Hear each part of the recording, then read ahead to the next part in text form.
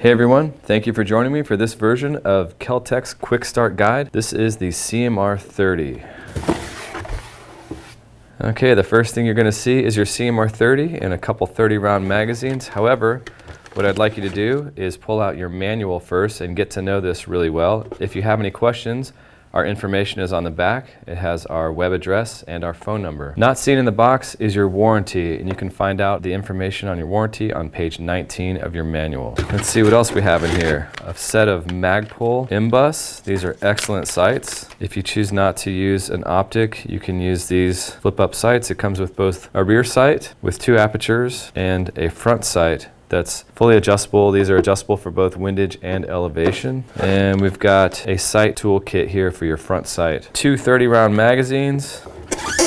And then we have the rifle itself. Hang on to your box for long-term storage. One thing I'd like to point out is the orientation of these Magpul flip-up sights. If you're not familiar with these, you'll just want to take a flathead screwdriver, go ahead and loosen it up and pop the screw out. Then you'll slide the front sight on so that it's oriented like this. And then you can just go ahead and put that screw back through and tighten it down. And then the rear sight, same thing, just loosen it up with a flathead screwdriver.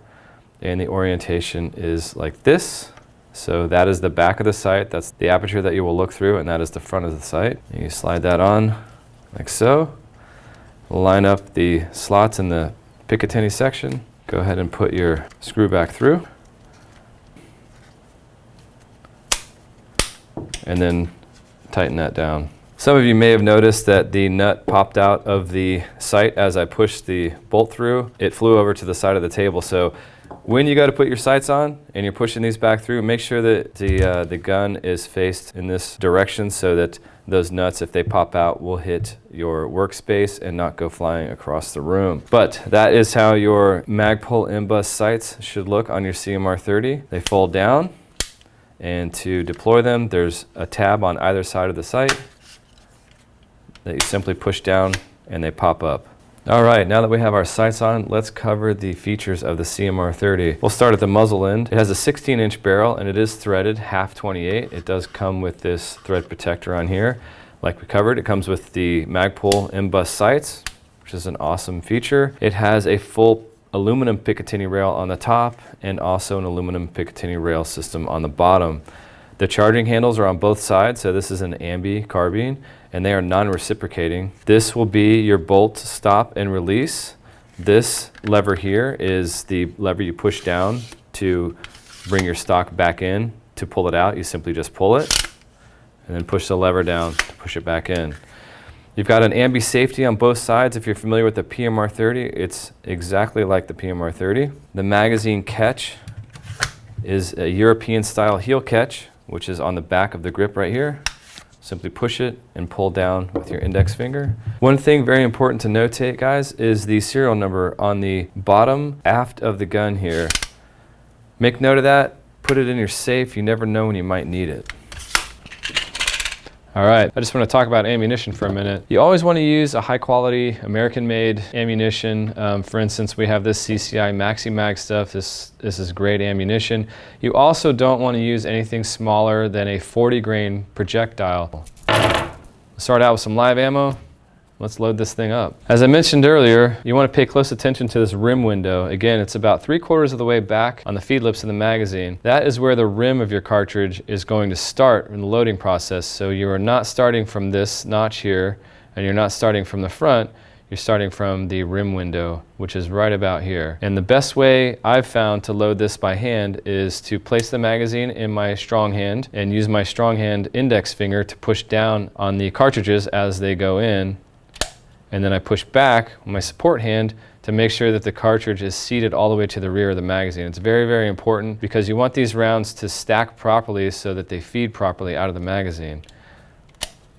That's 2, 3, and again, you'll see that I'm pushing down with my index finger and pushing to the rear with my thumb.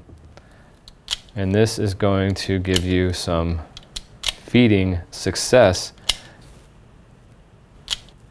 And this is not your typical gun, so these are not your typical magazines. So I highly recommend you use this technique if you don't have a speed loader for it. and you're loading by hand.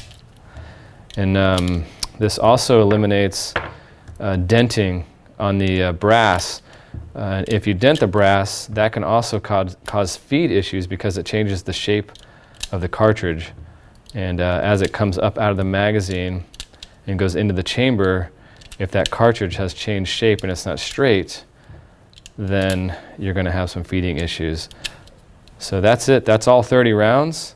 I made it look easy because it is easy. You can do this. Just make sure that you're using that window and make sure that you're only putting 30 rounds in your magazine. It's that easy. As a rimfire gun owner, you should be aware of rim lock. I will explain what rim lock is right now, demonstrate on this magazine. Rim lock is when the round on the top is behind the round on the bottom. So what I mean by that is if this is the top round and this is the bottom round, this one should be all the way to the rear of the magazine while the top one should be resting on the rim below it, just like this. What rim lock is when the bottom round rim is in front of the one that's in top. So what happens is as the bolt comes forward, if it's coming this way and trying to push the round this way, it's grabbing both rounds, which is locking them both into the magazine because this one is not yet on top and ready to feed into the chamber. Whoa! All right, guys, I'm going to show you the manual of arms now. To push the magazine in, you simply put it in like you would a handgun. It locks in. Again, there's a heel style catch there. Pull the stock out. Simply just pull it out until it stops. If you want to adjust it, you've got different positions here. And to charge the gun, you simply just pull back on the charging handle either side. Again, it's non-reciprocating, so as you're firing, this does not move. So if you want to grip the gun with your hand over that, that's not a problem at all. To retract the stock, push the button down, pull the mag out. To drop the bolt, you can either pull down on the bolt release here, or you can simply just pull back and let it go. Let's disassemble the CMR30 for cleaning. You're going to need a gunsmithing or similar hammer and a punch or something similar to this Kel-Tec screwdriver. There's an assembly pin just above the trigger, so we're going to have to take that out first. So I'll rotate the gun over to the right side and go ahead and gently tap on that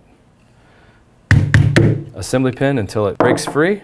Bring the gun back over and then just pull it out with your fingers and set that aside. The next thing you want to do is pull the stock back and slide the grip off. That's your whole grip assembly there. And the next thing you want to do is bring the bolt back out through the stock. So just grab the charging handles, push them back, and then you can finish the job with your fingers by pulling the bolt carrier back. And what you'll want to do is make sure you have the stock pulled out with enough clearance to get the bolt and carrier assembly out. And then what you want to do is pull up on it so that your carrier assembly is vertical. Rotate it 90 degrees to get the buffer out of the stock assembly. If you want to take your stock off, there's really no reason to, but you would just simply slide it all the way off until it comes off the receiver of the gun. And that is your field strip of your CMR30. To put the stock back on, you just have to line up the notches in the receiver with the notches on the front side of the stock. It can be a little tricky, especially doing it for the first time. You just line them up and get them in there firmly. All right, for cleaning and relubing your CMR30, we highly recommend Lucas Oil products. This contact cleaner is excellent for getting all of the carbon and debris out of your CMR30. As you know, rimmed cartridges tend to get pretty dirty. So we recommend this stuff for getting all that stuff out of there. And then when you go to reassemble your CMR30, we recommend this CLP to keep it running smooth. Now that we're cleaned and relubed, let's reassemble our CMR30. You're just going to go in reverse order. So start with your bolt carrier.